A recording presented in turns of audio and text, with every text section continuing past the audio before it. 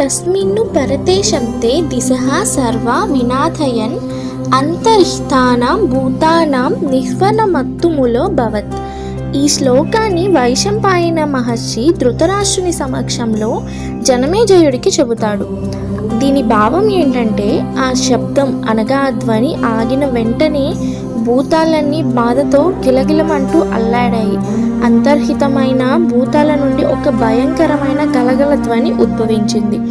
ఈ శ్లోకం ఏ సందర్భంలో అన్నారంటే, ఉత్తంకుడు తన గురుపత్నికి అభీష్టమైన గుణపత్రాలను సమర్పించిన తర్వాత మార్గమధ్యంలో తక్షకుడు అనే నాగరాజు వాటిని అపహరించాడు. అప్పుడు ఉత్తంకుడు తక్షకుడిని వెంటాడుతూ ఓ అరుణోపాసన చేసి తక్షకుడి దగ్గరకు వెళ్ళే మార్గాన్ని సులభతరం చేసుకుంటాడు. ఆ సందర్భంలోనే ఈ భయంకరమైన ధ్వని వింటాడు.